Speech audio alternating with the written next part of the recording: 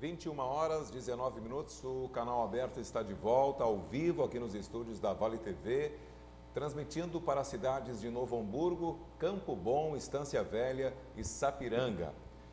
Eu quero agora abordar, primeiramente com a promotora, a doutora Silvia Regina Becker Pinto, de Novo Hamburgo, a questão, duas questões, tanto com a promotora quanto com o major. Questão da prevenção, com certeza, acho que o major abordaria mais esse assunto.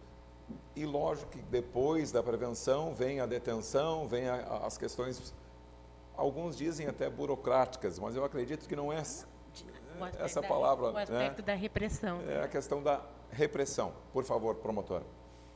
Bom, em matéria de repressão, repressão criminal, ao longo da história, eu penso assim que a gente foi do 8 ao 80.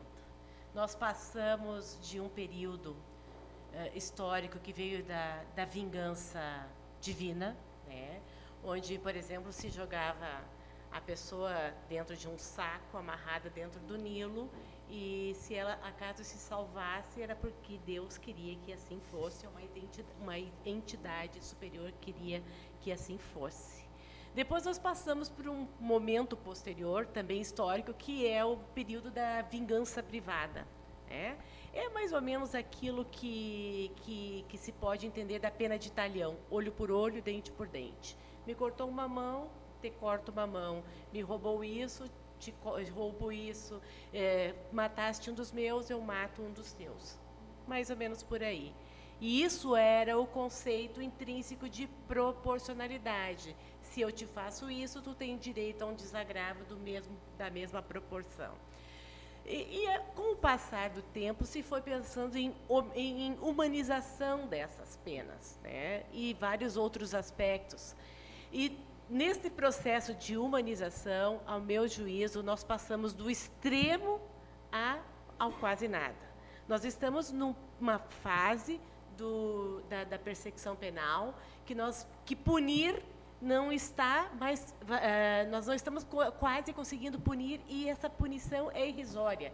E além de irrisória, ela não traz nenhuma vantagem, ela não traz nenhuma consequência, ela não traz nenhuma exemplaridade mais, que vai atuar no tema que ele vai falar, que é no âmbito da prevenção, porque o caráter de exemplaridade da pena vai repercutir lá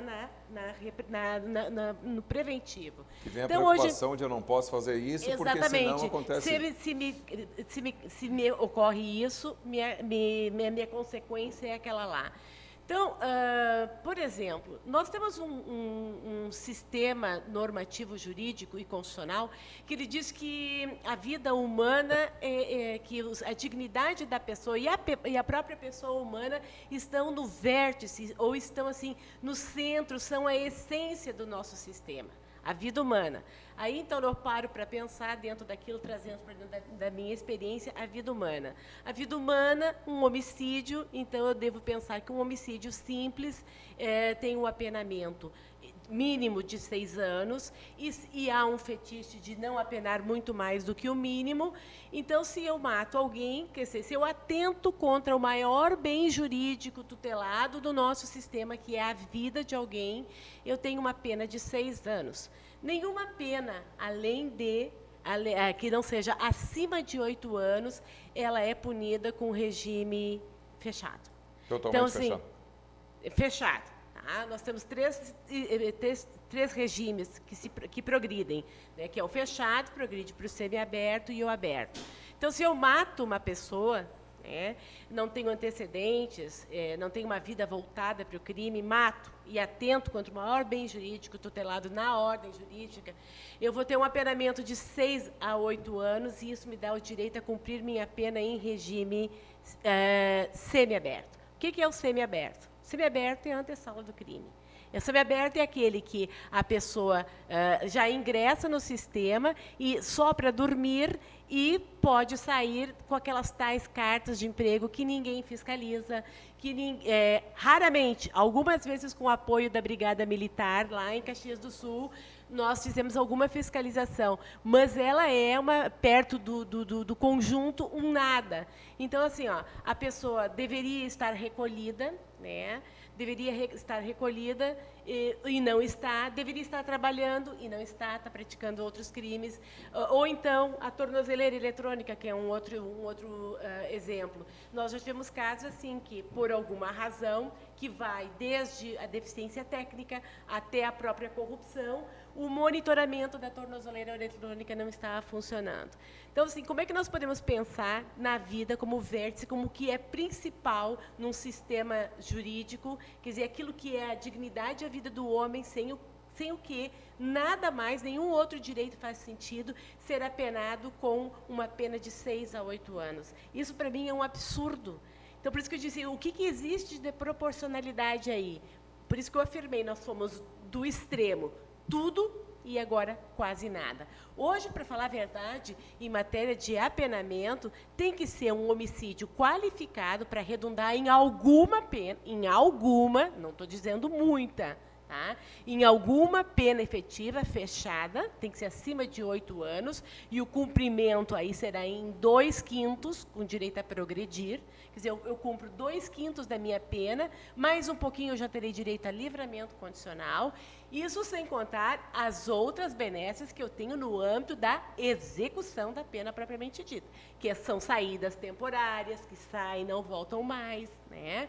Que são outros benefícios que a LEP dá, a LEP de 1900 em preto e branco, que nós não podemos mais pensar num Estado de Direito dessa maneira e achar que isso é proporcional.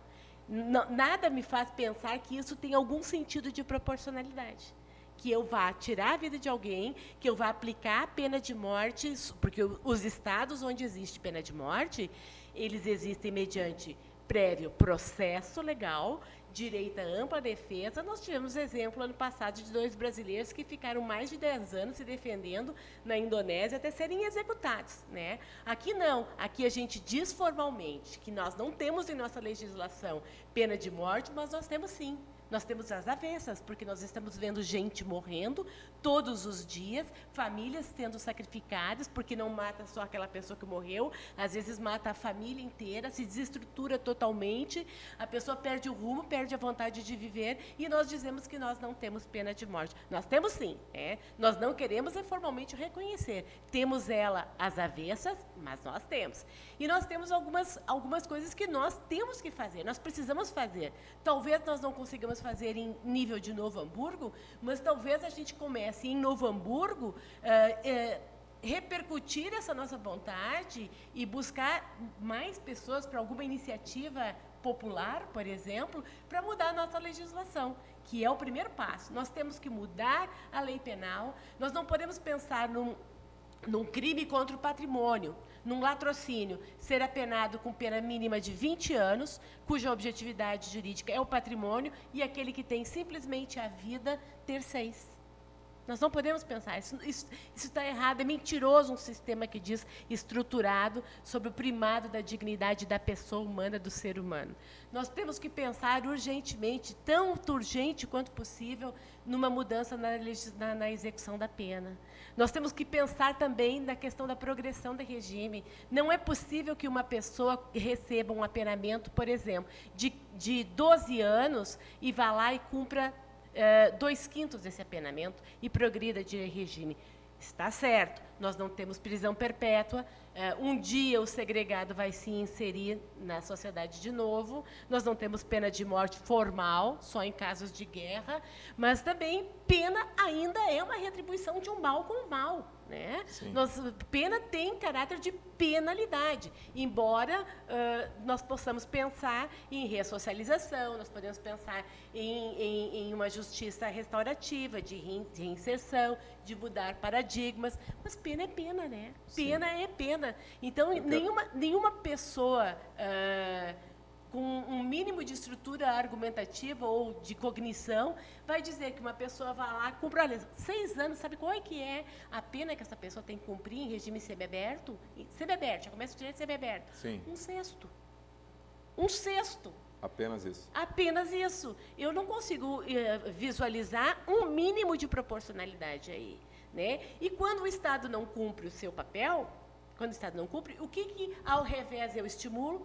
A vingança privada. A reação é a violência que gera violência. né? E tem uma outra questão que eu não sei se algum dos debatedores vai abordar, mas talvez o Major consiga enfrentá-la, é a questão do retrabalho, que é uma consequência da Lei 12.403/2011, que é aquela lei que alterou as prisões preventivas e introduziu as medidas cautelares alternativas, que também não são minimamente fiscalizadas, né? Só são fiscalizadas quando elas são infringidas, né? Eu preciso ouvir agora, para nós não chegarmos a esse ponto que acabamos de ouvir da doutora Major, prevenção. Estamos preparados para isso? Prevenção. A polícia ostensiva, a qual é representada pela Brigada Militar, o caráter dela é o caráter preventivo.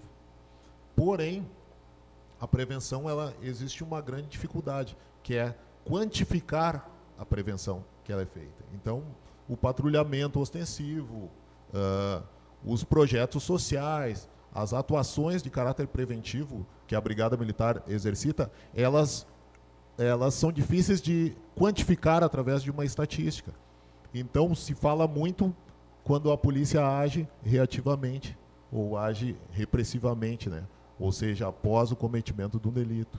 O patrulhamento que nós realizamos diariamente nos bairros, nós temos, atuamos através da chamada polícia comunitária, que é um atendimento diferenciado, colocado de acordo com as necessidades da comunidade.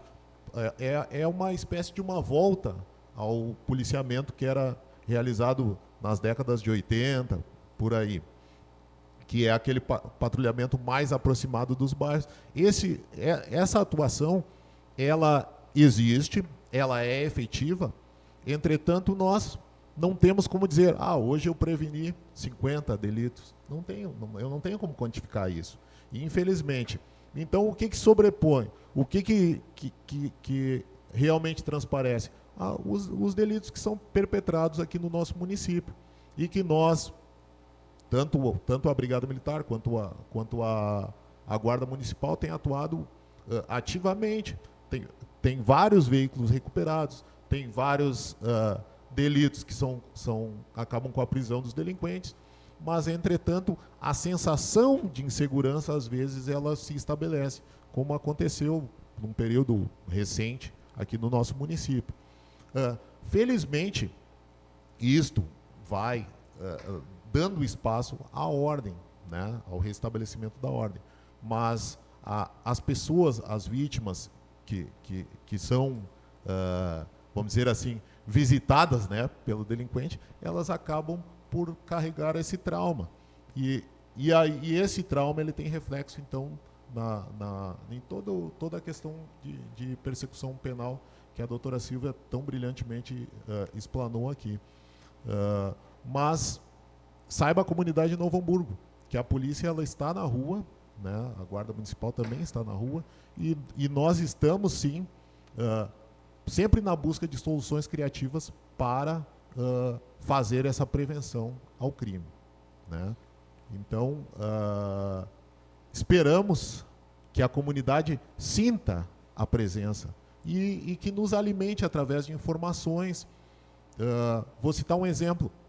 Nós temos um número muito grande de registros policiais onde há apenas o logradouro e não há o número do local onde ocorreu o delito. Então, vamos citar, por exemplo, assim, fui vítima de um roubo na Avenida 1º de Março, né, onde o delinquente, mediante violência ou grave ameaça, levou meu celular, levou minha carteira, etc. Mas a 1º de Março é uma avenida extensa, que altura foi, né? Então, peço, né, para os ouvintes que, primeiro, que registrem a ocorrência, né? Seja junto à Brigada Militar, seja junto à Polícia Civil, registre a ocorrência. Segundo, nesse registro, que conste um ponto de referência. Se eu não tenho o número, porque geralmente quem é vítima ele perde aquela noção de espaço, ele não tem muitas vezes o número da onde aconteceu, mas um ponto de referência onde se permita a Polícia Civil investigar e a Brigada Militar, então, aproximar o policiamento daquele local. Vai se estar sim, colaborando para a atividade preventiva da Brigada Militar. Eu queria perguntar uma coisa, posso fazer uma pergunta para ele? Esse bloco nós já temos que encerrar. Temos que encerrar? Tá bom, pergunto depois. Ok? Nós vamos a mais um espaço dos nossos apoiadores e voltamos na sequência, cutucar um pouquinho o lado de cá agora na volta dos comerciais. Eu acho que hoje a cidade está com carência de efetivo, muito pouco policial na rua. Acho que é isso aí que, assim, em primeiro momento, acho que teria que se ver essa parte aí. Assusta e eu acho que tem uma, assim, a população toda tá bastante assustada, tem um terror, assim, instalado, né? Eu acho que é uma reação em cadeia. Eu acho que deve funcionar dentro de um organograma, dentro de uma divisão de fatores, porque não é fácil alguém ter alguma coisa por fazer se não tiver recurso. Então, eu acho que está faltando, na realidade, gestão. O problema é na gestão, seja nos hospitais, nas escolas, seja na segurança. Eu acho que o problema da gestão é que está realmente entravando todo o sistema. Os maiores deviam ouvir os menores, né, nas opiniões do povo, tudo assim, né. Acho que é isso aí, mudar bastante a segurança, porque nós estamos atrás das grades, né, e os bandidos estão soltos, né. Se assusta, né, muito, né, porque a gente não pode mais sair de casa tranquilo, né, não pode ir numa praça tomar um chimarrão, não pode levar os filhos para brincar na pracinha, né.